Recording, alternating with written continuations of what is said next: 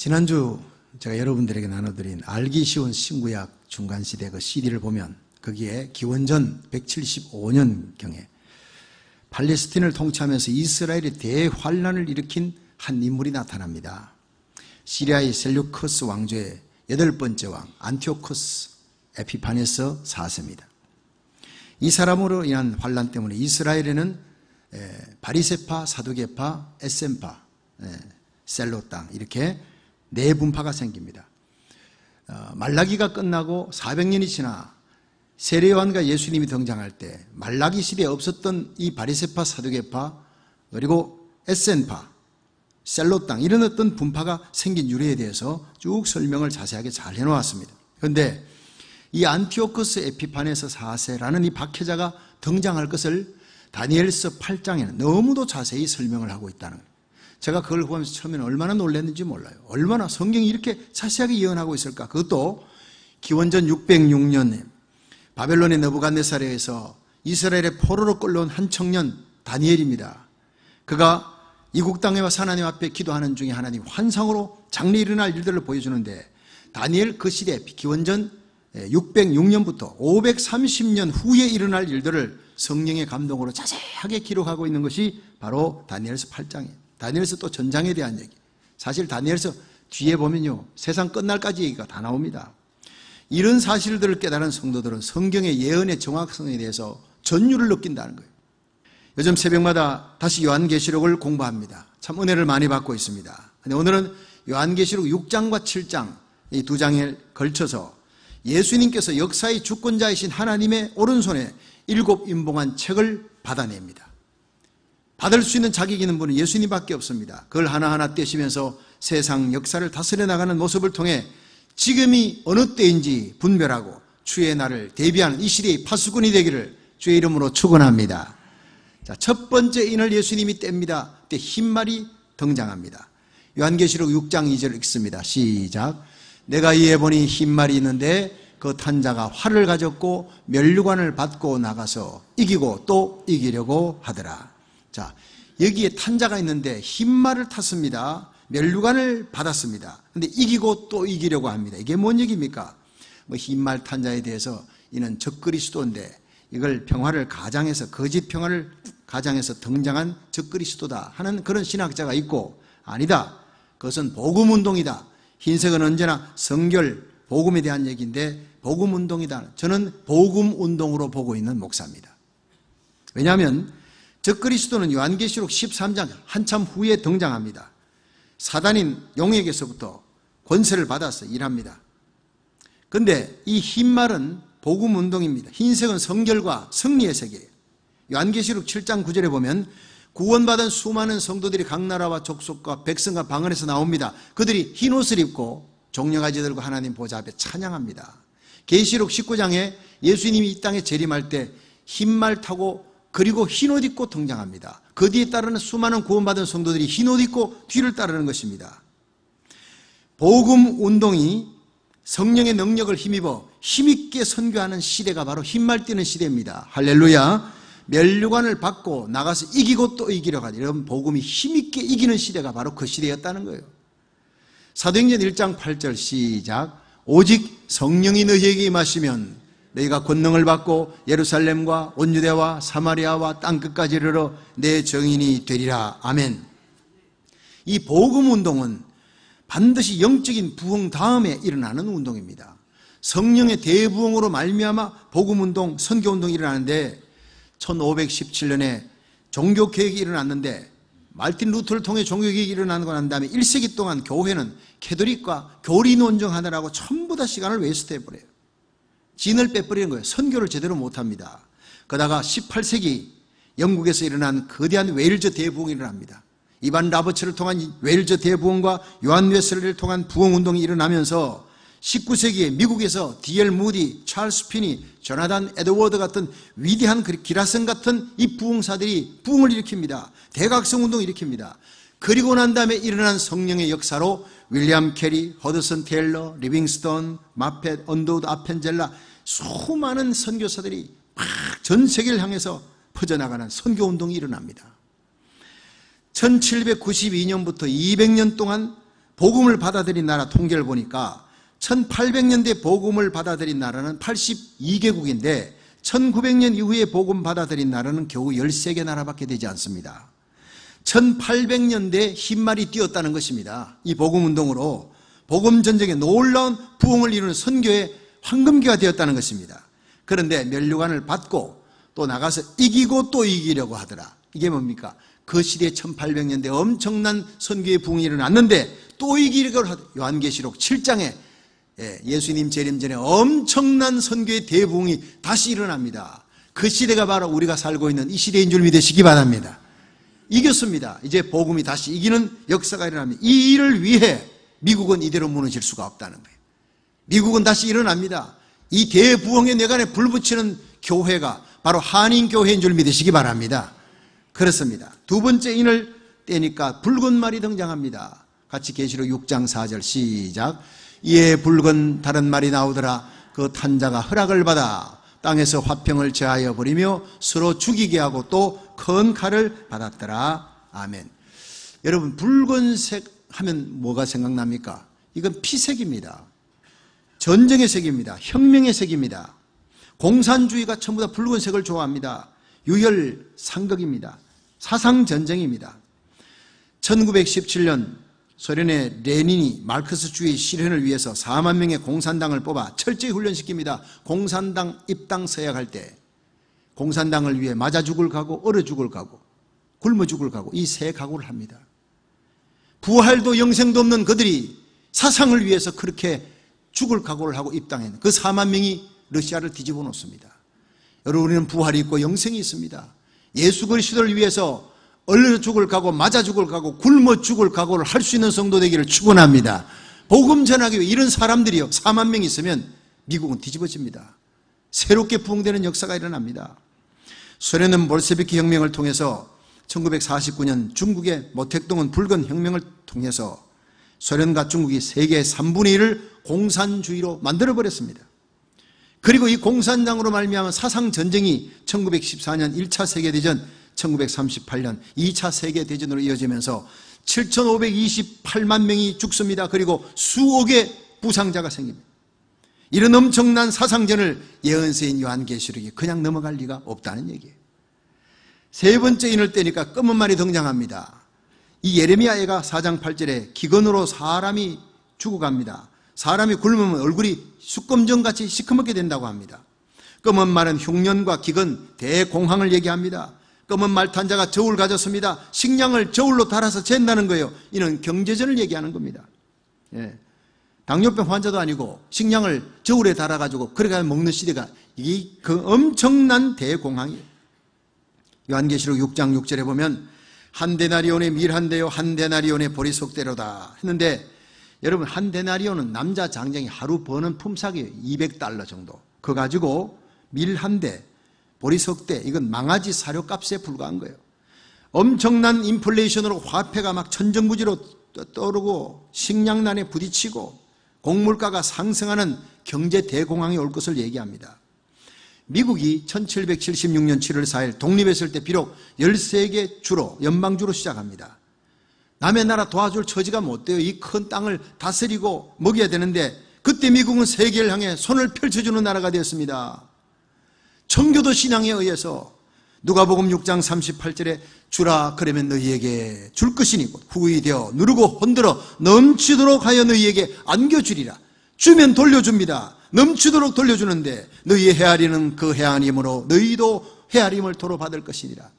청교도 신앙으로 세워진 이 미국이 13개 연방정부 때 전 세계를 향해서 1945년에서 1962년까지 116개 나라를 원조해 주었습니다. 하나님이 보시고 너희들이 계산하지 않고 막 베풀어 주니 나도 계산하지 않고 막 부어주겠다고 전 세계 좋은 물건들은 전부 미국으로 다 왔습니다. 전 세계 사람들, 유럽인들이 미국에 이민 가는 게 꿈이었습니다. 젊은이들이 미국으로 몰려오게 했습니다. 세계가 부러워하는 미국이 됐습니다. 그런데 지금 미국은 역이민입니다. 다시 돌아갑니다. 여기 있다가 내 자녀도 못 키우겠구나. 동성애 문제, 미국이 하나님 떠나니까.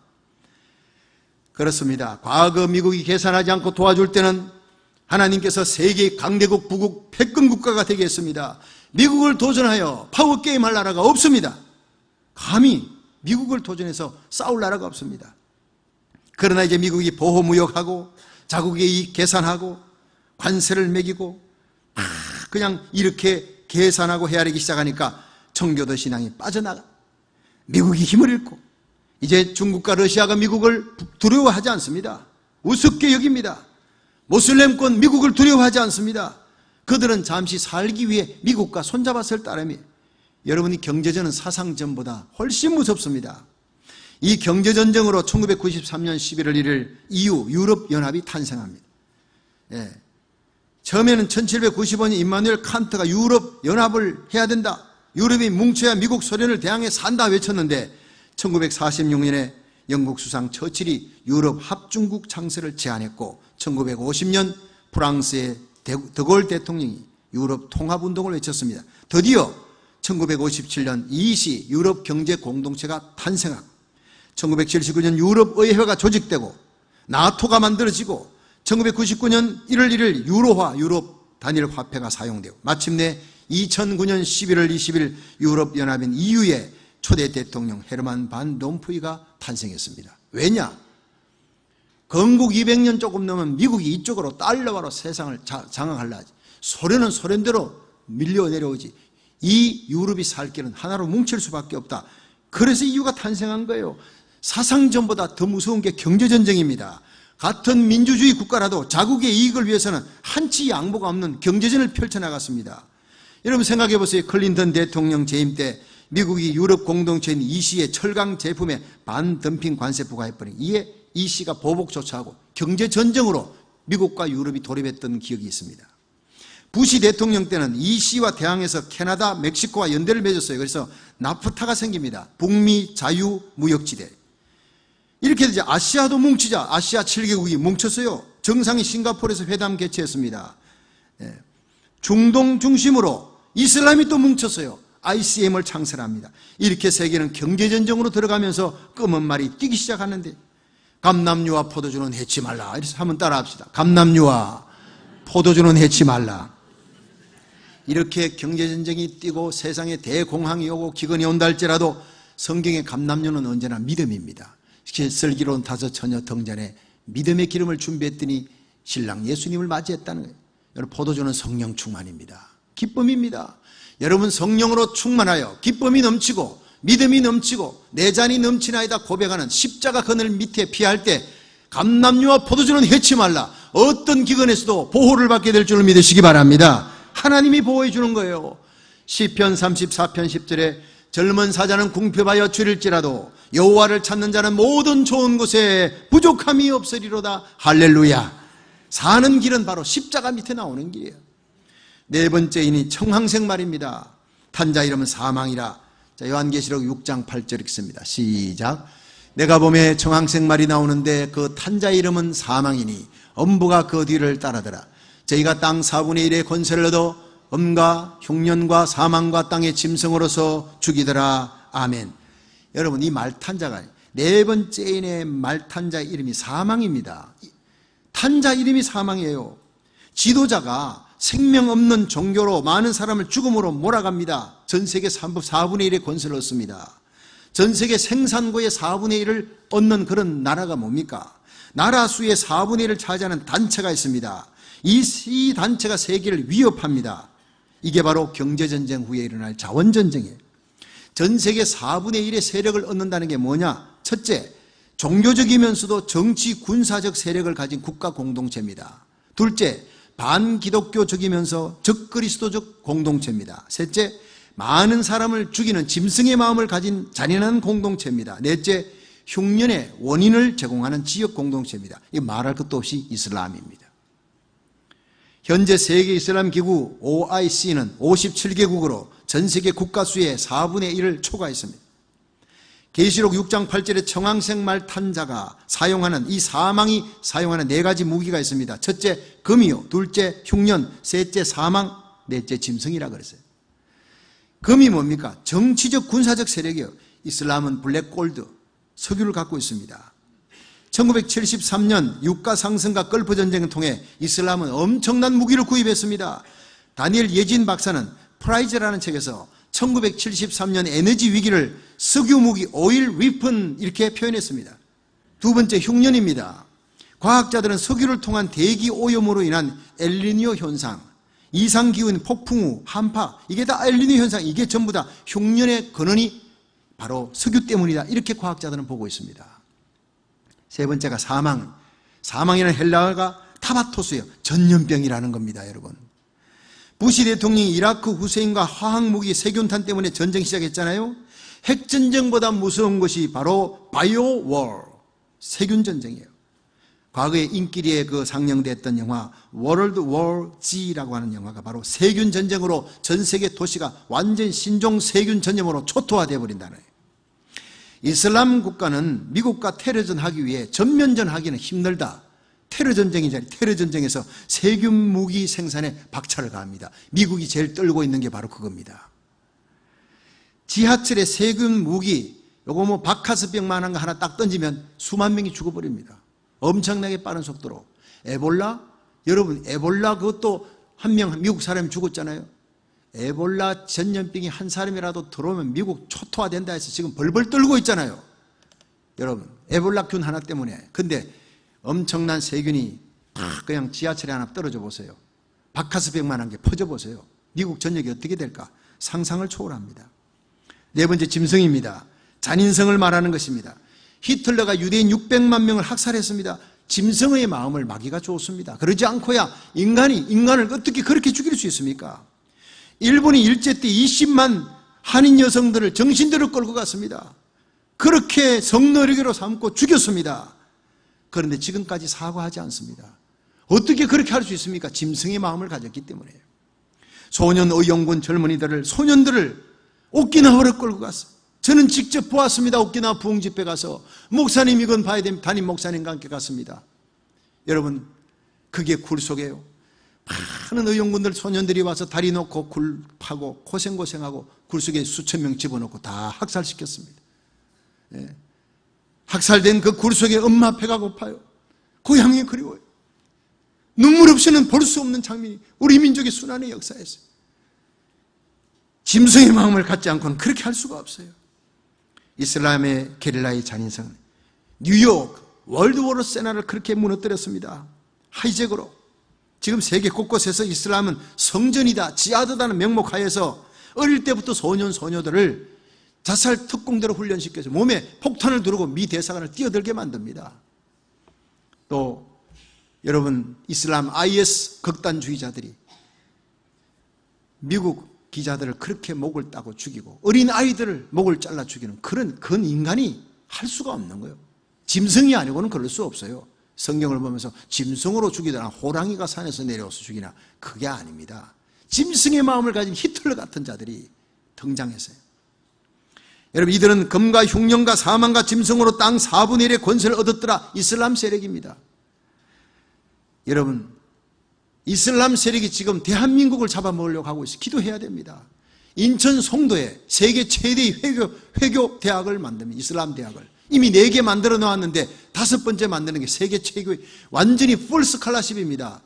최고의 머리를 가진 한국인들을 다 와라. 종교심이 특심한 한국을 잡으면 그 다음 세계를 잡는 것은 시간 문제다. 이렇게 알고 완전히 그들이 쏟아붓는 것입니다. 그 학생들이 자라나서 정계를 잡으면 한국은 이슬람 나라가 되어버리는 거예요. 무서운 일이 아닙니까? 기도해야 합니다. 하나님이 절대로 그냥 두지 아니할 줄 믿으시기 바랍니다. 5번째 인을 뗄 때 순교자들의 영혼들이 제단 아래 호소합니다. 요한계시록 6장 11절 시작. 각각 저희에게 흰 두루마기를 주시며 가라사대 아직 잠시 동안 쉬되 저희 동무종들과 형제들도 자기처럼 죽임을 받아 그 수가 차기까지 하라 하시더라. 아멘. 내 말이 뛰는 동안에 전 세계 도처에서 일어나는 박해와 환난 중에 순교한 성도들의 부르짖음, 하나님의 제단 앞에 간 영혼들이 우리의 피를 신원해 달라고 막 부르짖습니다. 풀러 신학교 성교학교신 랄프 윈터 박사는 그의 논문에서 1900년에서 1975년까지요 75년 동안 순교한 사람의 수가 2500만 명이라. 1세기부터 1900년까지 순교한 자의 수가 500만이, 그 500만의 5배가 단 75년 만에 순교했다는 거예요. 1, 2차 세계대전을 통해서 하면서, 테러를 통해. 그런데 이 순교자들에게 흰옷을 주시며 주님께서 앞으로 너희 동무종들의 순교의 수가 더 채워질 때까지 기다려라. 여러분, 앞으로 일어날 모든 전쟁은 하나님이 순교의 수를 채우기 위한 전쟁입니다. 그렇습니다. 요한계시록 9장 15절에 보면 유브라 대강에 결박한 네 천사를 놓아주니 그들은 연, 월, 일시에 이르러 사람 3분의 1을 죽이기로 예비한 자들이라. 마병대의 수는 2만만이니 내가 그들의 수를 들었노라. 1980년대에 중국이 이미 민병대를 2억을 갖고 있다는 발표를 했습니다. 마병대의 수가 2만만, 2만만의 군대를 끌고 싸우는 군대가 어디 있느냐? 그 당시는 2000년 전에 상상을 초월했지만 지금 우리는 다 이해할 수 있는 겁니다.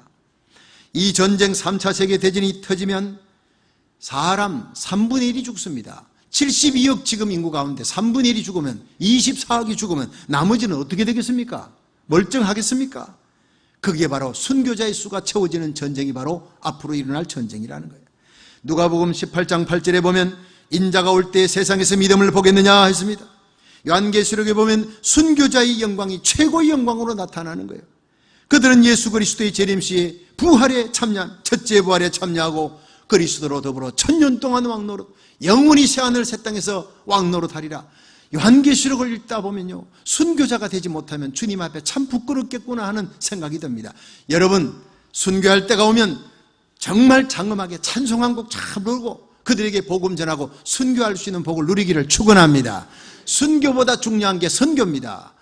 이 땅에서 핍박하던 저 땅으로, 저 동네로 도망치라 그랬어요. 왜 도망가요? 선교하기 위해. 복음 전하다 마지막 막다른 골목에 순교할 때가 되면 피하지 말고 장엄하게 순교하라는 거예요.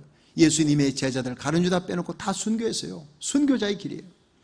여러분, 총칼 앞에 순교하는 것이 귀합니까? 그보다 더 중요한 것은 살아서 living sacrifice, 산제물로 날마다 바쳐지는 살아있는 순교자의 삶을 사는 것이 더 중요한 일인 줄로 믿으시기 바랍니다. 예수 믿으면서 내 고집, 내 자존심 다 내세우고 그렇게 교회를 힘들게 만든 사람이 얼마나 많습니까? 여러분, 내가 순교하고 내가 죽을 때 주님이 살아나고 내가 죽으면 내 구역이 살고 내가 죽으면 교회가 산다네. 날마다 내가 죽고 내 욕심이 죽고 그리스도를 드러내는 삶, 복음 전하는 삶을 살다가 우리 주님 앞에 설 수 있기를 주의 이름으로 축원합니다. 여섯 번째 인을 뗄 때 하나님의 역사 심판이 나타납니다. 요한계시록 6장 12절부터 14절에 보면 내가 보니 여섯째 인을 떼실 때에 큰 지진이 나며 해가 총담같이 금어지고 온 달이 피같이 되며 하늘의 별들이 무화과나무가 대풍에 흔들려 선과 실이 떨어지는 같이 땅에 떨어지며 하늘은 종이 죽이 말리는 같이 떠나고 각 산과 섬이 제자리에서 옮겨오더라.